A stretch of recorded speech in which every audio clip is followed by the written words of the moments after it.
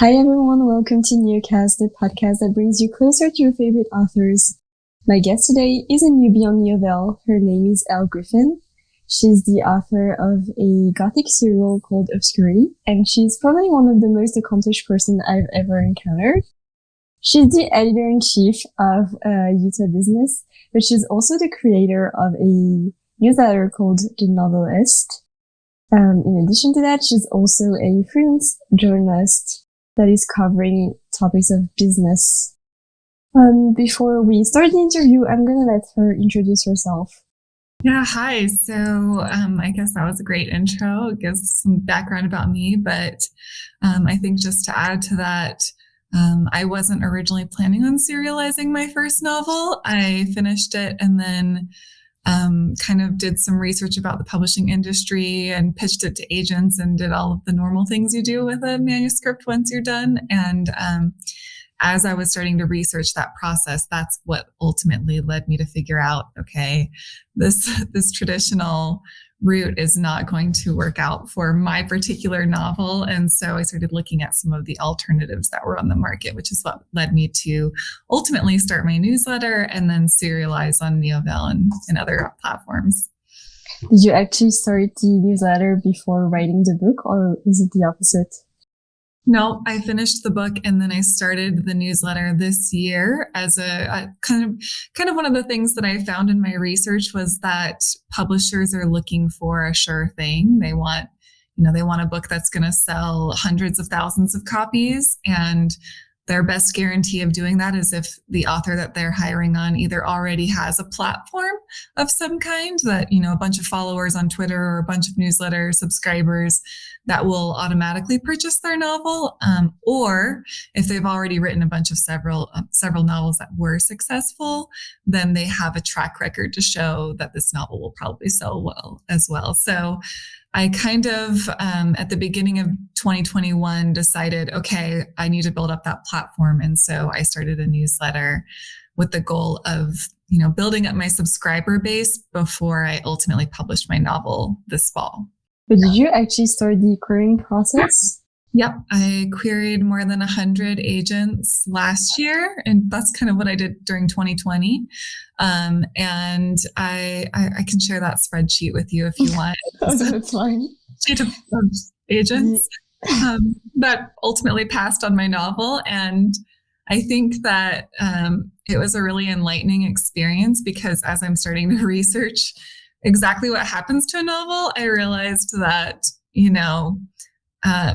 there's just, 0.01% of books sell more than 100,000 copies. And when I looked at my strange little Gothic novel that was inspired by, really old tomes like, The Count of Monte Cristo and Phantom of the Opera and Dracula, and kind of just my taste into the obscure and Gothic and kind of old school classic novels, those are not the kind of books that publishers are looking for. They are trying to make money. And I just kind of thought, am I going to really sell 100,000 copies of this novel? I don't think so.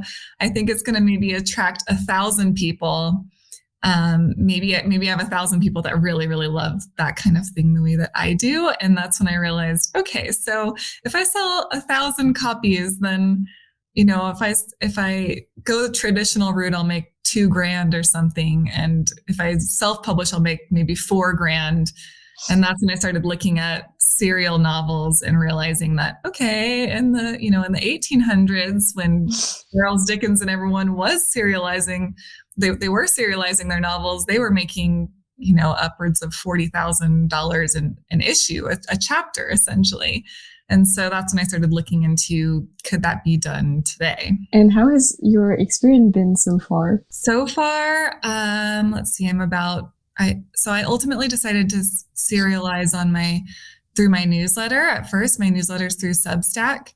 And so there I have, I'll have to look up some stats. I think I have 33 paid subscribers. I'm about 8 chapters in, and I've made $3,300.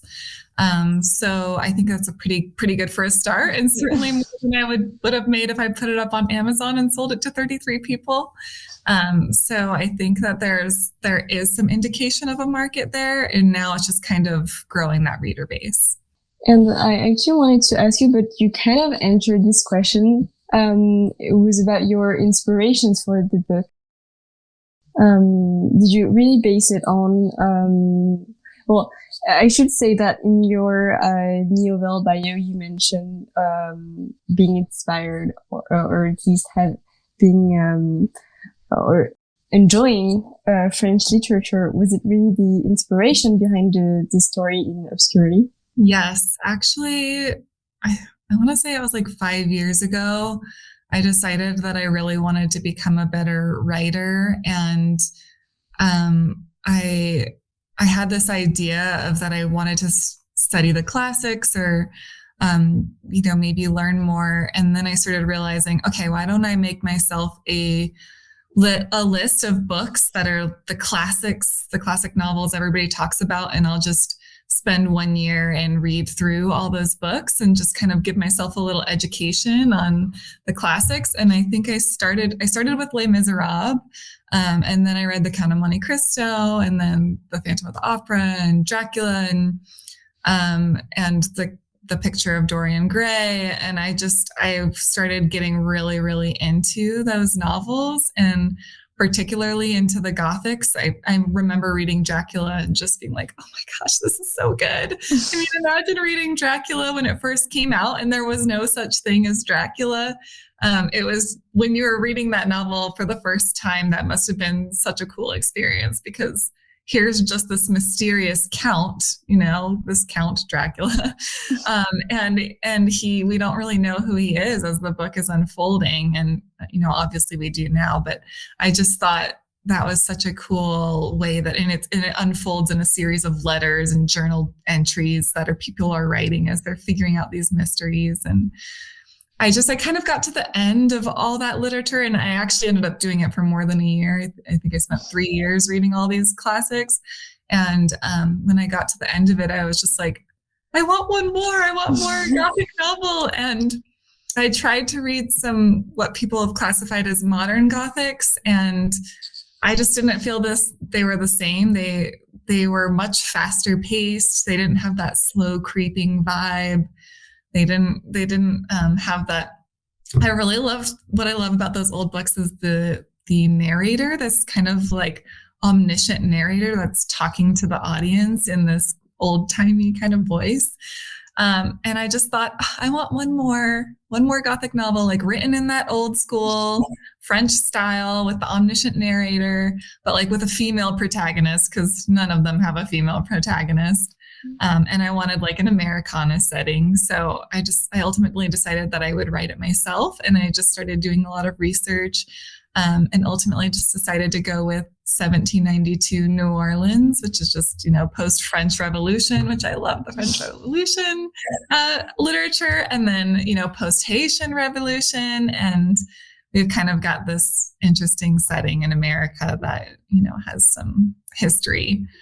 So I ultimately set my book there and decided to write a Gothic. So now it's done. Yeah, I was actually going to ask you about those moments in the story where there's a sort of break in the narrative, because the narrator is directly addressing the reader and sort of explaining things. And I was wondering why you added those parts.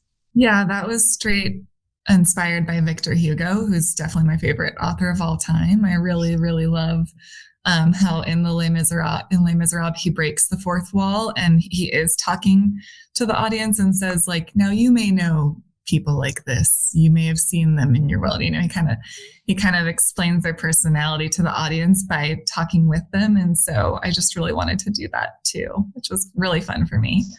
Your favorite author being Victor Hugo, but that's great, because like one of the last questions of the interview should have been, what was your favorite book, or what was your favorite author? And what exactly in Victor Hugo do you enjoy? It's interesting because the things that I love most about Les Miserables in particular are things that I think would never work in literature today. For example, he goes off for, I want to say, a huge chunk of the book. I don't know how many chapters or how many pages it is, but he just devotes early on in the novel this huge narrative on this one priest and what his day-to-day life is like, and how he walks in the woods and how he collects water and kind of just how he goes about his day-to-day life. And you learn like 4 years of this priest's life or something. I mean, I'll have to go back to see what the specifics were.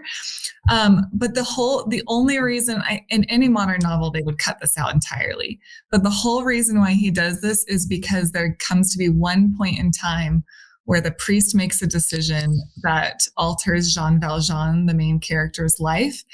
And we need that background to understand why the priest made that decision.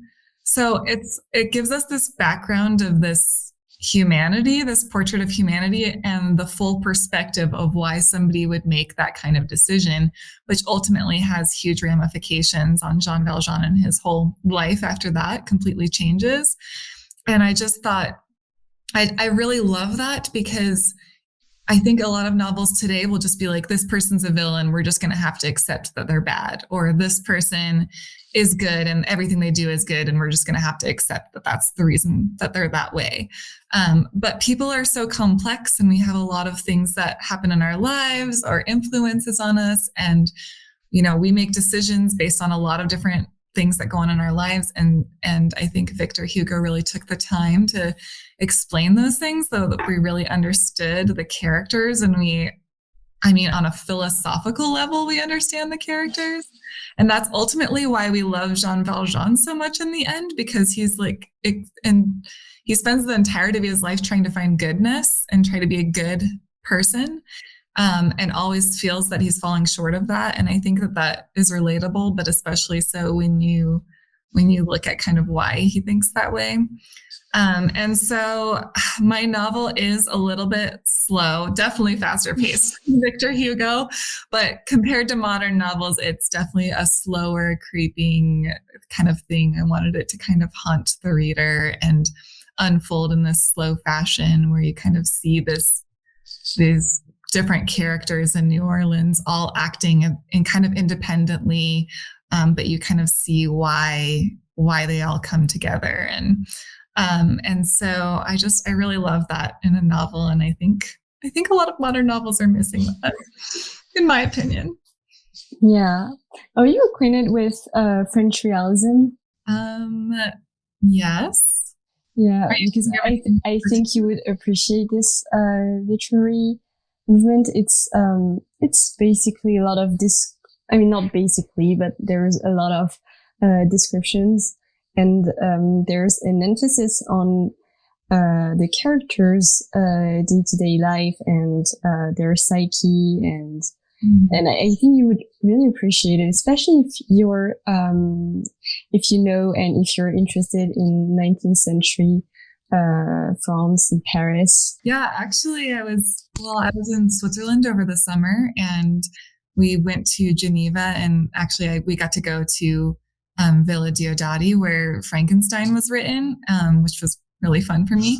But I actually discovered this bookshop. I'm just going to take you in my house really quick. I discovered this bookshop that kind of collects these old novels, and I found this is a bunch of the poems of Victor Hugo in French. Oh my God, that's so cool. But specifically, I found these. So you can see these. They're gorgeous. Madame Tastu. Have you heard of her? No, I don't think so.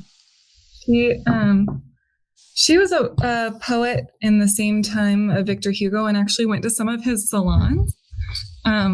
But she was one of the only women in that time who wrote and whose work was published, because her husband worked as a book printer. And so when he died, she took over the business and ended up printing her own poetry. It's like one of the only pieces of French literature by a woman in that time period, which I thought was so cool. Did you actually read them in French? Yeah, they're in French. Yeah, I was also gonna ask you where your love for French literature came from, because I know that you studied French at university. And were you introduced to French literature at that time?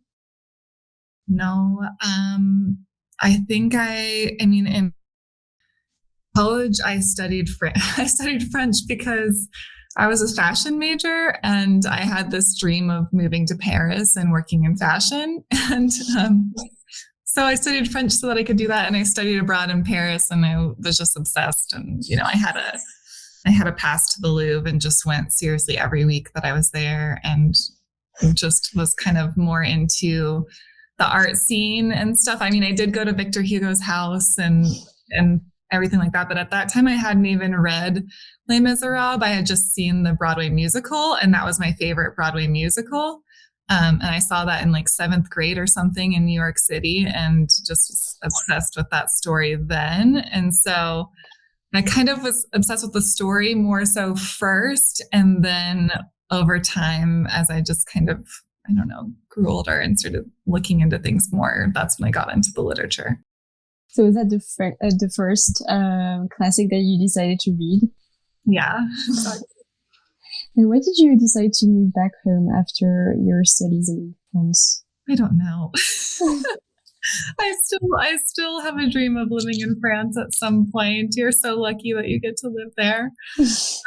I think the reasons were honestly really practical. Right out of college, I got a job at American Eagle as an assistant buyer, and it was a job in the US. And my boyfriend at the time, who's now my husband, we moved in together and just kind of, and ultimately like moved out to California and kind of were just trying to figure out our careers and lives and stuff. But it's only been this last couple of years that, I went back to France a couple of years ago and stayed for a month, and then spent a month in Switzerland this summer. So I'm working on getting back. Well, it's great that you talked about your career, because I mean, your resume is really impressive. And I wanted to know how do you manage to juggle between all of those projects? Well, I think that, most of my career, I've just had one job at a time. So it just kind of was moving, as new opportunities arose. But this project with Substack and with publishing my novel is definitely a side project. And so how I've kind of done it the last 3 years is I just had a job, and then I wrote my novel in the morning before I went to work. I would get up at 6 a.m. every morning and then work on my novel as I ate breakfast. And then I would go to work and then just enjoy my life. But then this year, as I started to try to figure out how to publish my novel, my life definitely got a lot busier because I started the newsletter and I was writing that weekly. I started a couple Discord communities. I got on social media, which I hadn't been on for a number of years, specifically Twitter. And then, and so I suddenly had a lot more things that I needed to keep up with and stay on top of. And so that was really busy because not only was I still writing, but I was promoting and doing a lot of marketing related activities. And so that was very, very busy. And I think what that ultimately looked like over the summer was that in the morning, instead of writing my novel because it was done, I would write my newsletter. And then after work, I would, interact on my Discord communities, write emails back to people, answer comments, and engage on Twitter, those kind of things. And that was kind of a lot. I don't really want to do that forever because I think I wouldn't have time I know I wouldn't have time to write. So once my book started publishing in September, I just decided to, I've been slowly kind of weaning off the marketing because now it's out there. I'm publishing my novel on my newsletter, and then 1 month behind the paid subscription, I'm serializing it on Novelleist and Wattpad and a couple others.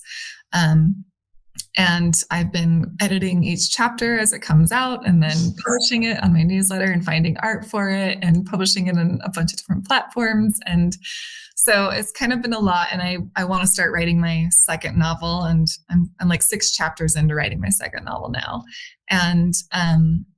And what I've found is that I need to something has to give because I'm a little bit exhausted.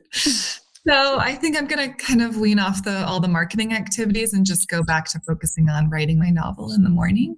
And is this weekend to schedule all the rest of my book chapters, at least in the next couple of weeks, so that I don't have that hanging over my head every week that I need to get a chapter out this week.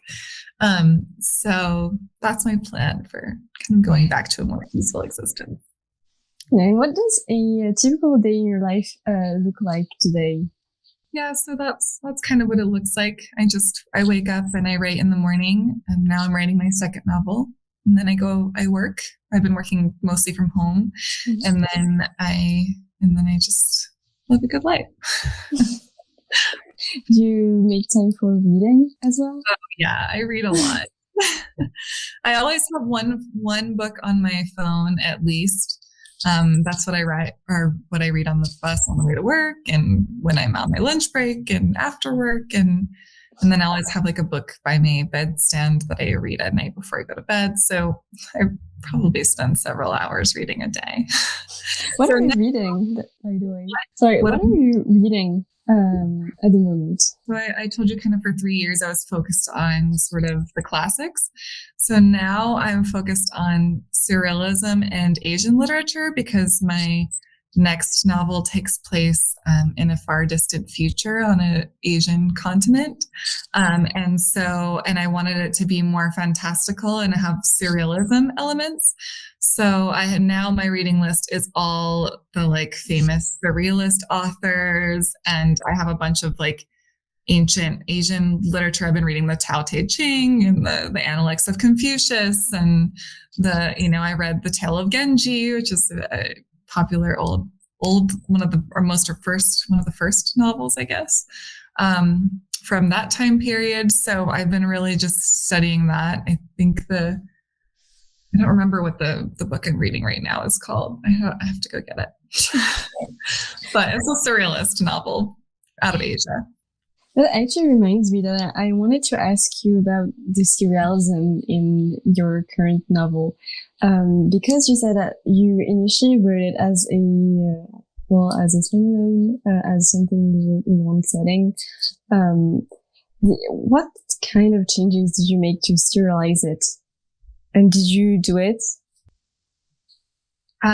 So I did have to make changes, because I realized that some of the chapters, when you're writing a typical novel, you will read maybe 1 chapter, 2 chapters, 3 chapters, and they go together. But when you're reading in a serial form, you're reading one at a time, and you don't have access to the next chapter. So sometimes there will be a slower chapter that needs to be there because it's this tiny little moment of something happening.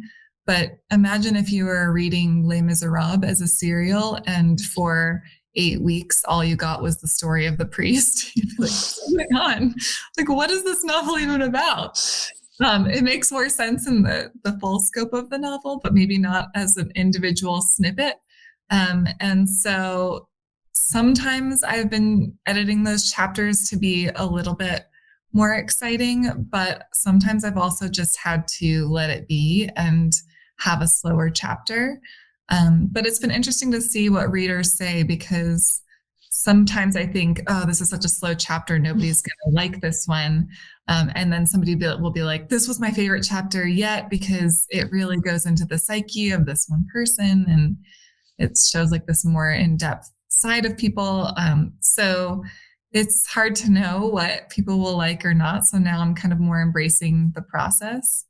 But I have noticed, as I'm putting it out, that there are some kind of inconsistencies. So I've definitely been editing as I go along to make sure that it all makes sense.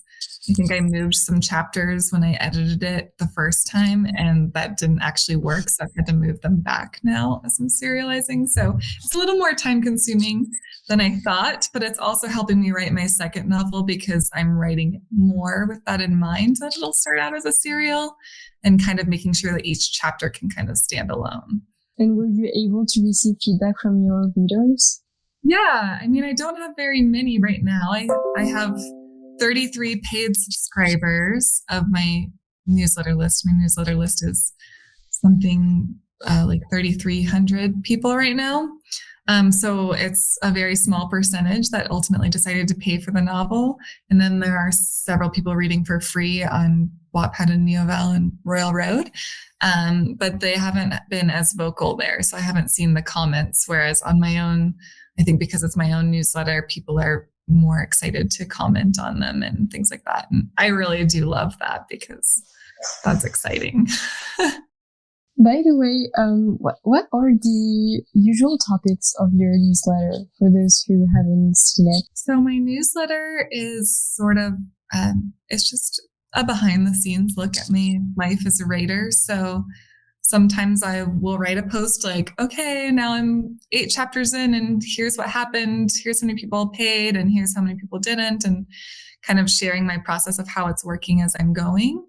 And sometimes it's more just my musings. Like right now I'm writing a piece about how I'm transitioning from doing all the marketing over the summer to getting back to writing and what I've had to give up, and kind of some of the things we've talked about today of getting back to that place where your life is a little bit more peaceful so you can create. So it just depends on how I'm feeling, but I do put out at least one newsletter a month that's just from my own personal perspective, in addition to the 4 chapters that I serialize each month. I know that you are familiar with the sort of, I guess, the startup environment and in smaller companies. And I actually spoke to someone whose business was actually a newsletter. And she talked about how she started and how she initially started creating her diffusion list. How did you find subscribers? I pitched my newsletter. So as a journalist, one of the things that we're taught to do is every story we write, we need to pitch it to other journalists to try to get the stories picked up. And so that's what I did. Every time I wrote a newsletter, I would make sure that it contained a lot of information that was very helpful, and then I would pitch it. So early on, what that would look like was, okay, here's all the research that I did on the traditional publishing industry. I was able to gain a lot of stats. Like I learned that 0.01% of books sell more than 100,000 copies. 96% of books sell less than 1,000 copies. So I kind of started to digging into that research and realizing that, okay, if you're going to make $100,000 a year as a novelist, that you need to sell 45,000 copies traditionally or 24,000 copies self-published. But then I kind of looked into some of the old math and started discovering that, not Victor Hugo, but Alexander Dumas, who wrote The Count of Monte Cristo, he had an annual salary of between $200,000 and $400,000 in today's dollars, writing serial installments of The Count of Monte Cristo and some of those books. And so then I started kind of looking into that model here and realizing that, okay, that same model could be used via Substack. And, Substack says that 10% of an audience will pay for the subscription ultimately. So if eventually I have 1,000 people who subscribe, then I need 10,000 to 20,000 free subscribers to earn about $100,000 a year as an author. And so I kind of started to do that research. And as I'm doing all of that, a lot of that was information that wasn't common knowledge before. I was digging through I was treating it like a journalist would, trying to gather that information. And as I discovered it, then I started pitching it to publications. So I looked up on Google all of the articles that had ever been written by Substack or about Substack. And I reached out to all of those journalists via email and said, hey, did you know Substack could be used for fiction writing? Here's a couple articles I read about it if you want more information. And then I did the same with fiction. I looked at everybody who ever reported on Wattpad, everyone who's ever written about Neovelle, and was like, hey, here I'm publishing my own book on these platforms, but here's what I'm doing. And I'm trying to see if authors can get paid doing it. Would you be interested in covering that? And that ultimately, I've probably sent, 50 of these emails, maybe 100. And most of them, I didn't get a response back, but a handful, maybe 10 were like, wow, that is really interesting. I do want to write a story about it. And so then I had a story written about my newsletter in Publishers Weekly, and in another story in Business Insider, and a story in the Morning Brew, and Every, and kind of all these publications started picking up my work and sharing it with their huge audiences. And so that's how ultimately, over the course of just one summer, I was able to grow my newsletter list by 1,200 people, which I think was pretty good for one summer of just intense marketing and putting myself. That's really impressive.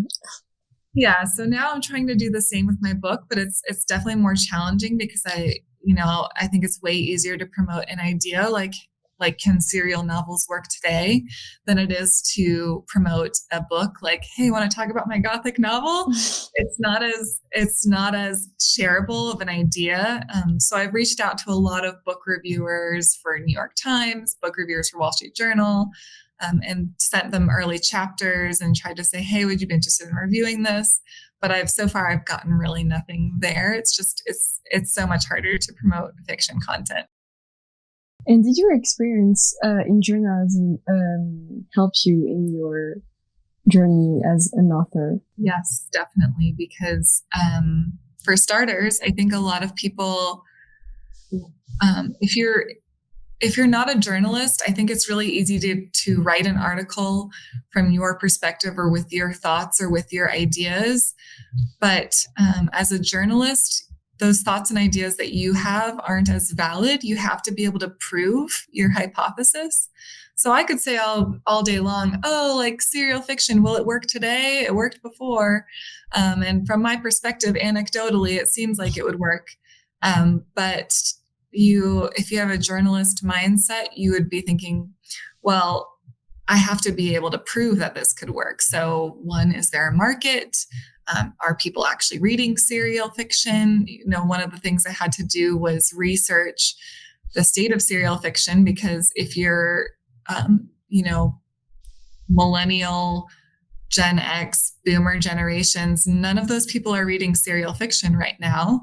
And that's most of the market. They're reading on Amazon Kindle and buying books at airports and Barnes and Noble that maybe they never actually read. So that market is not going to suddenly switch to starting to read serial fiction on an app or in a magazine or a newspaper. And so I had to look at where people actually were. And that's when I discovered, Novelle and Wattpad and all these other platforms that are starting to come out, Inkit, Railroad, where Gen Z definitely is reading serial fiction. In fact, they're reading serial fiction more so than they are reading regular fiction, like novels. They're not really buying books. They're reading fiction online of the people that they find and follow online. And so I started to look at, is there a market for that?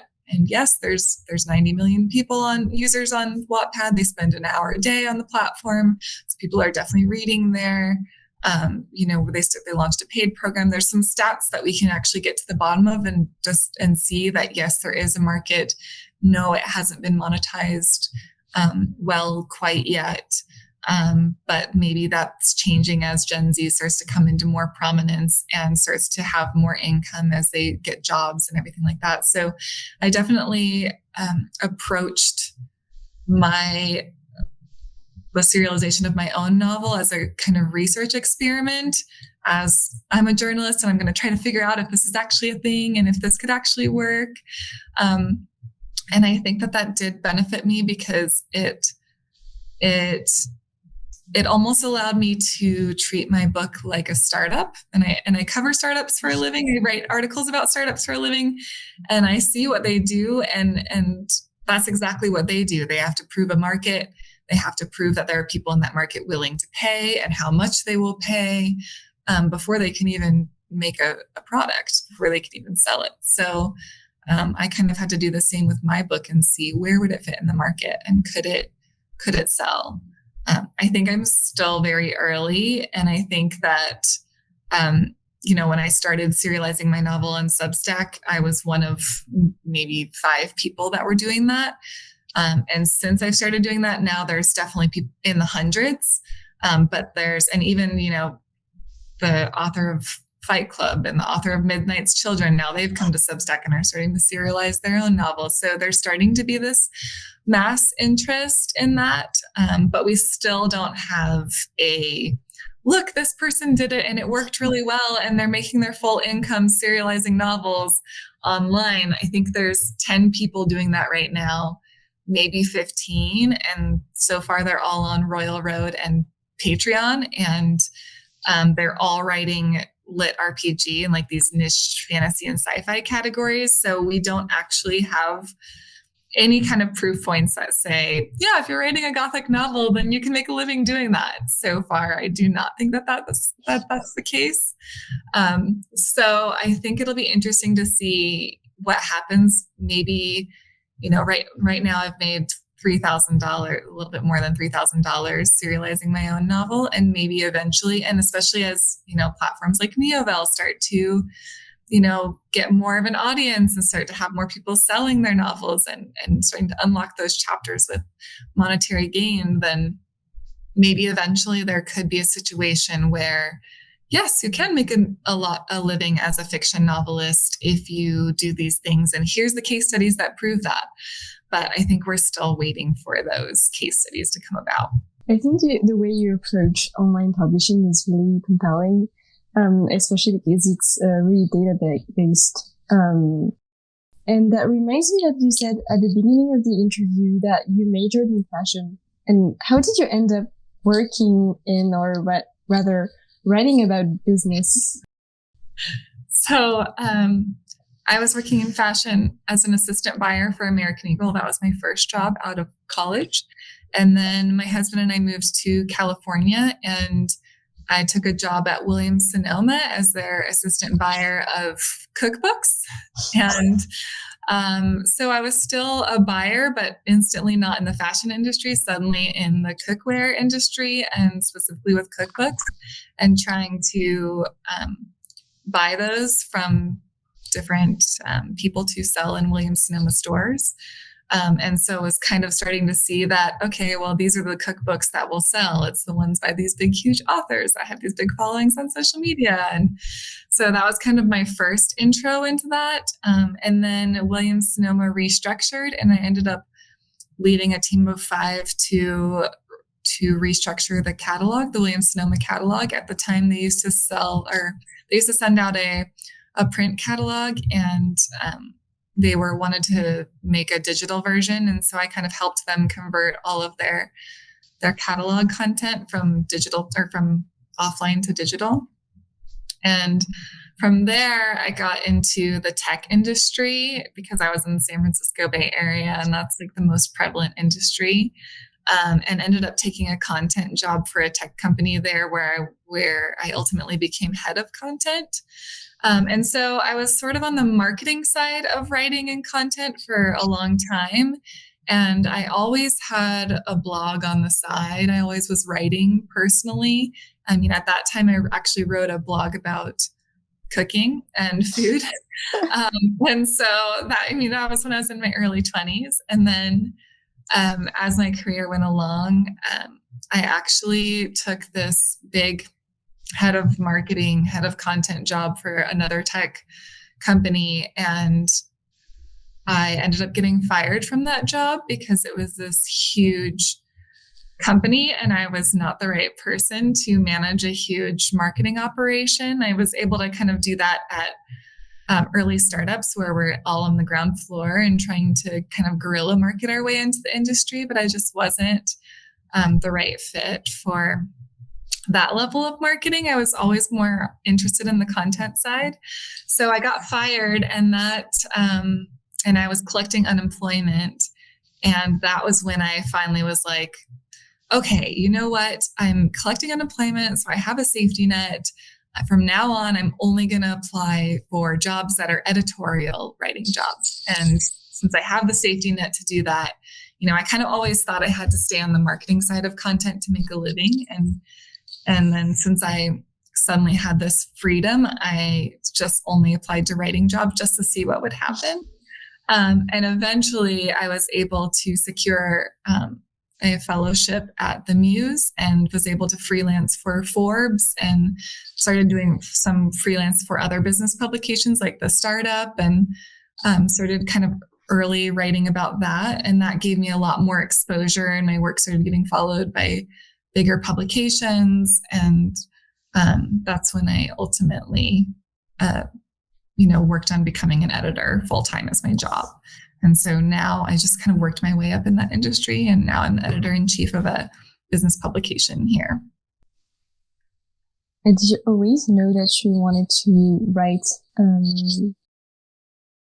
as in a professional setting? Yeah, that was always not always. I mean, originally I thought I wanted to work in fashion, but eventually I always kind of had a pipe dream of working in writing and having that be my full-time job. But I never actually thought that it was possible to make a living in writing. And so I kind of didn't really try. I mean, ultimately, when I first started out my career and thought I was going to go into fashion, it was because I was so into magazines in high school. I was like really into fashion magazines and Vogue and Elle and all of those. And so I thought, okay, like I can't get into the magazine side of things, but I'll get into fashion and kind of be part of that industry.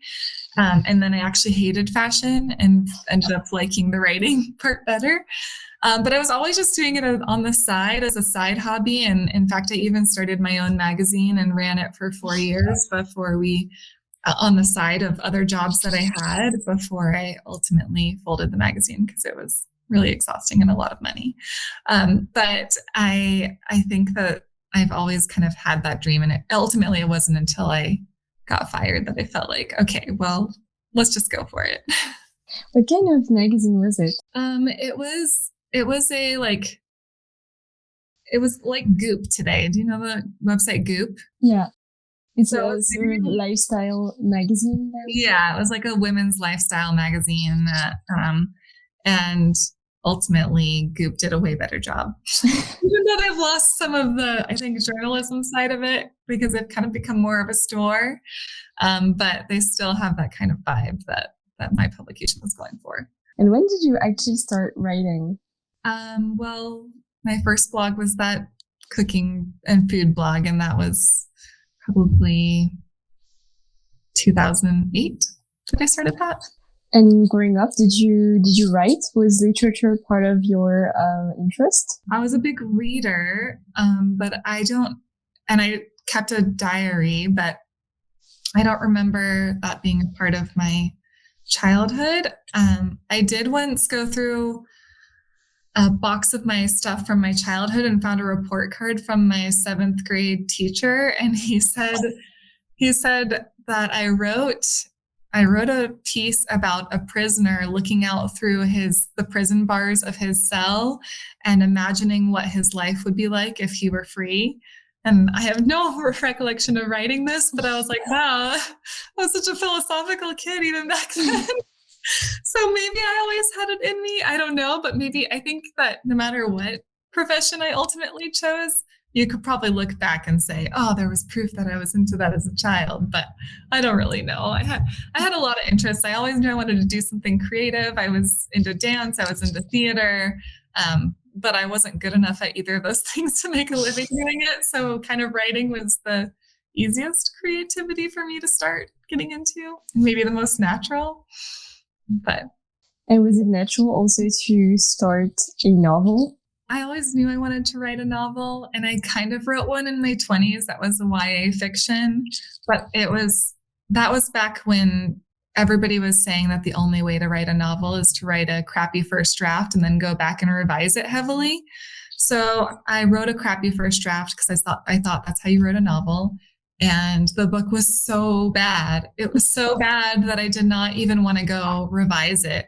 And I just was looking at it and I was just like, I don't even want to spend any more time and energy on this book because it sucks so bad. Luckily, I spilled a bottle of water in my purse and it killed my laptop. And then I kind of lost most of the draft anyway. So I was just like, okay, I'm done with this. That's a sign. Moving on. And then I think it was 4 years ago, I decided that I was going to actually start to write another novel. And this time I was going to write it the way that, excuse me, the way that I write articles. So the way that I write articles is I kind of write perfect paragraph after perfect paragraph after perfect paragraph. And then when I'm done with the last paragraph of the article, I'm actually done with the article. I'm not a heavy, like I kind of revise my sentences as I'm writing them. But I write it in one draft. So I decided that I was going to try to do that with my novel. And I was just going to write one chapter and focus on that chapter until I felt it was perfect. And then I would move on to the next one. And then when I was done, my book would be done. And so that was my goal, but I didn't know what I was going to write or what the book was about. So at the time, what I did was I quit all my social media accounts and I just decided to have no other responsibilities. I was into other things like teaching yoga and stuff like that, but it was all time consuming. So I just quit everything else that wasn't my job.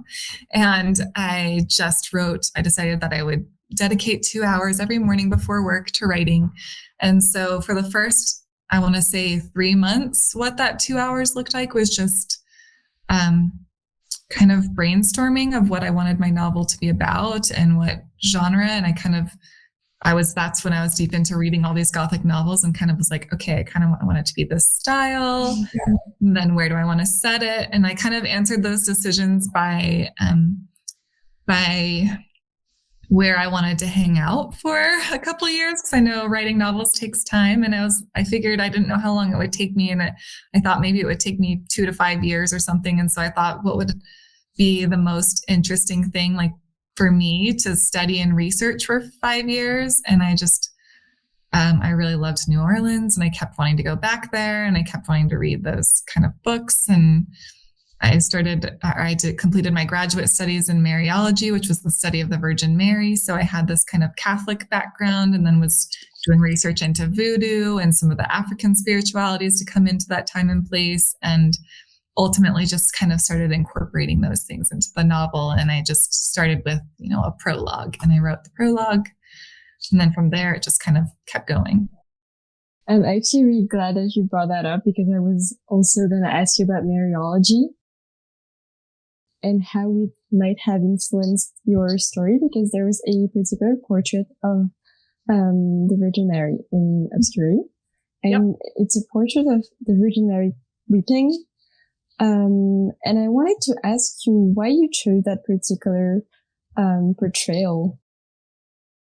So as part of my graduate studies, I did an art project in which I recreated 8 images of the Virgin Mary using modern photography.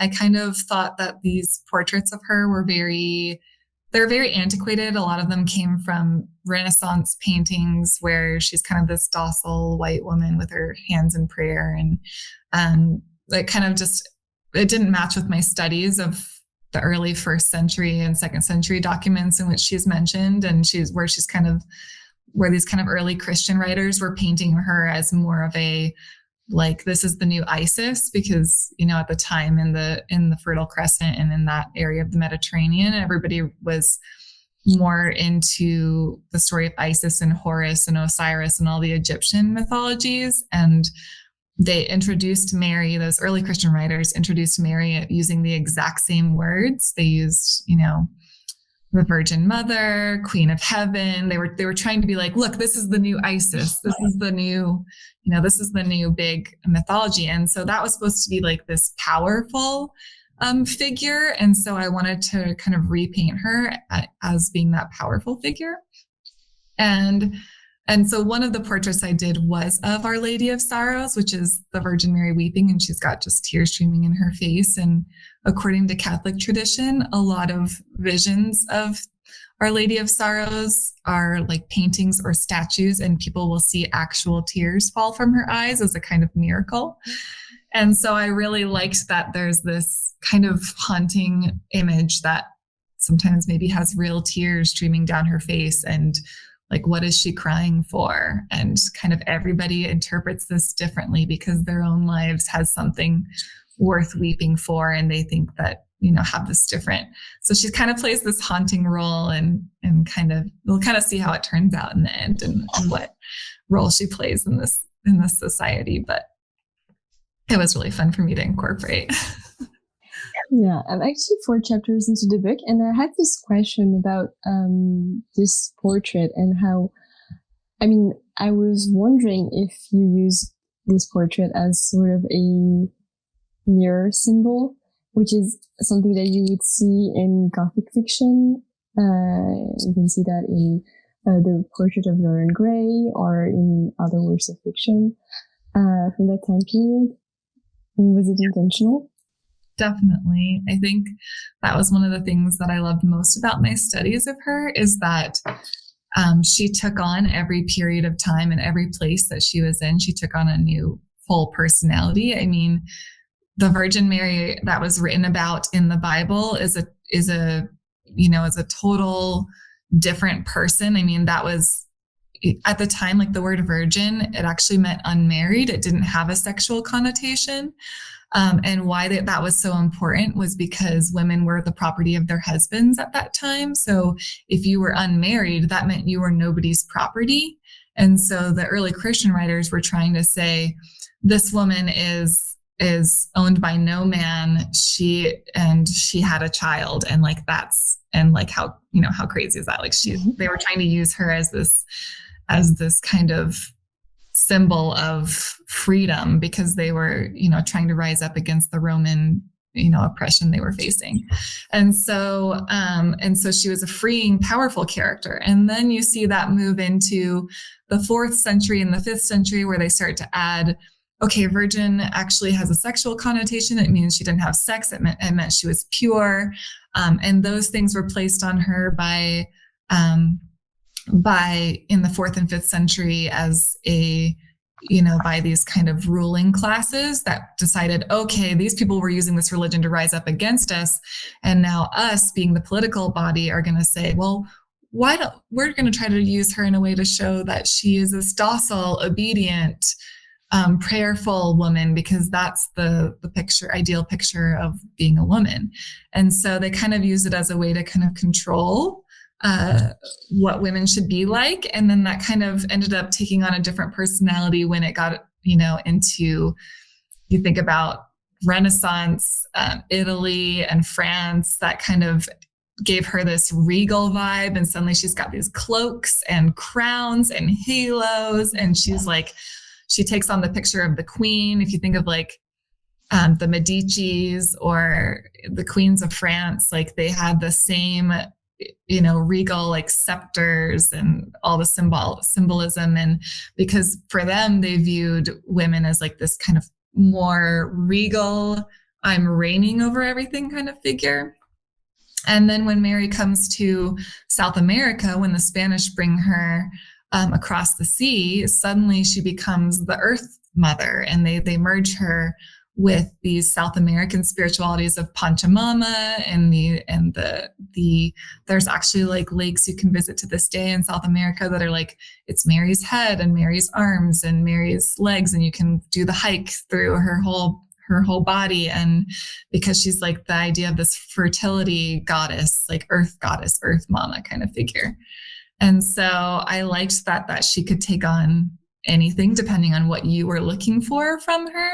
And I incorporated that into the book because we've got, in the novel, we've got this mysterious woman who appears in New Orleans, and we've got these people, these religious people who are using her for their advantage. And we have these individual people that are praying to her piously because they're spiritual and they need some kind of nourishment in their life spiritually. And kind of everyone sees in her something different. And I kind of like that. Yeah, and also the parallel with Séverine, the main character from the book, is quite interesting regarding this sort of emancipation aspect of the Virgin Mary. Because in the book, Séverine is a widow, and we would assume that being a widow is her way of being emancipated, because she gains that freedom, ironically. Yeah, exactly. So suddenly she has this freedom, and a lot of people in the village see her as a threat because of that. They don't know where she's from. she's very wealthy. There are rumors spreading about her because she takes their place in society. And that definitely is reflected in her. And it was a very interesting parallel to make. I was wondering if you had any other literary figures that you were inspired by, either while writing Obscurity or in general. Other than sort of those classic writers, other than the Gothic figures. Yeah, for me it was a lot of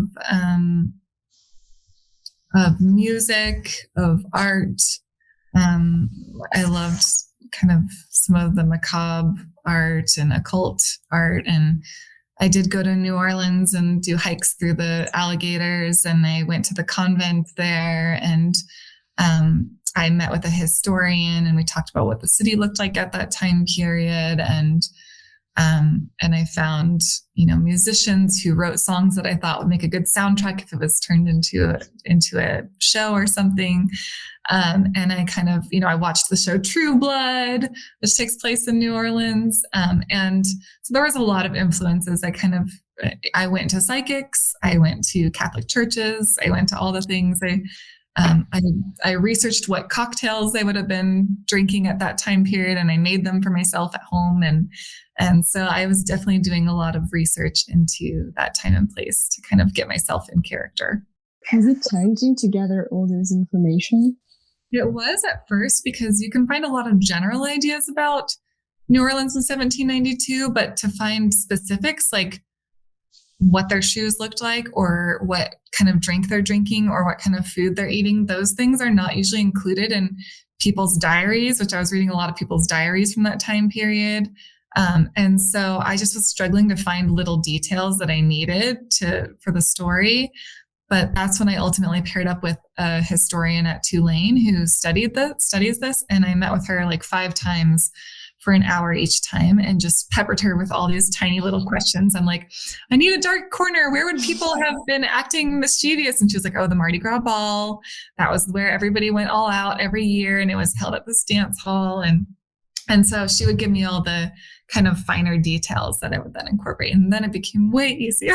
I mean, when you read it, you can sense that it's really authentic, and you actually could immerse in New Orleans. Thanks. And I have one last question to close this interview. I usually ask what your favorite book is, or what books you would recommend.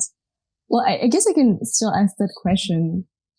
Aside from the books that we mentioned before, is there a book that you would recommend?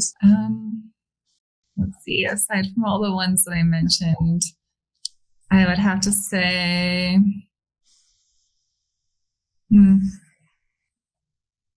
Latitudes of Longing was one of my favorite novels. That's one of the only modern novels I really love, because it does the same thing. It has some magical realism, and it dives into a time of place, which is Southeast Asia, which is very beautiful. I loved 20,000 Leagues Under the Sea. That book is so good. I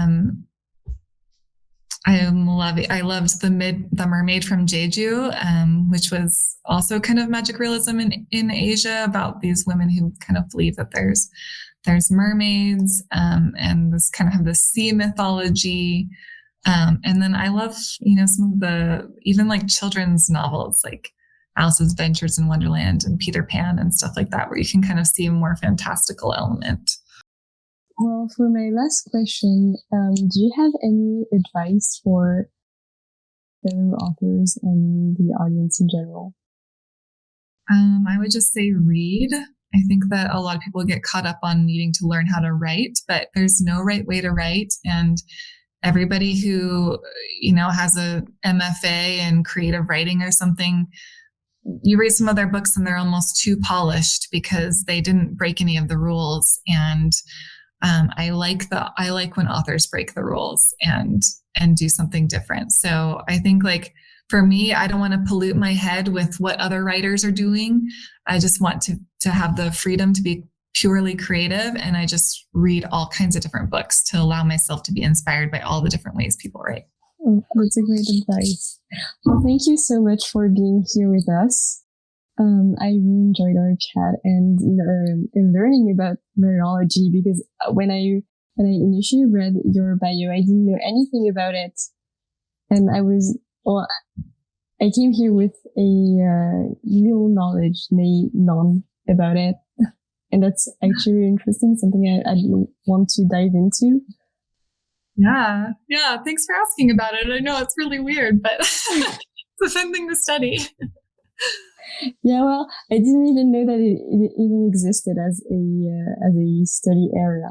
So yeah, it doesn't anymore. I was the last person to graduate without distinction, so I don't know. It's gone now. Oh, it's definitely worth checking. Yeah. Thank you so much for having me. I really appreciate it.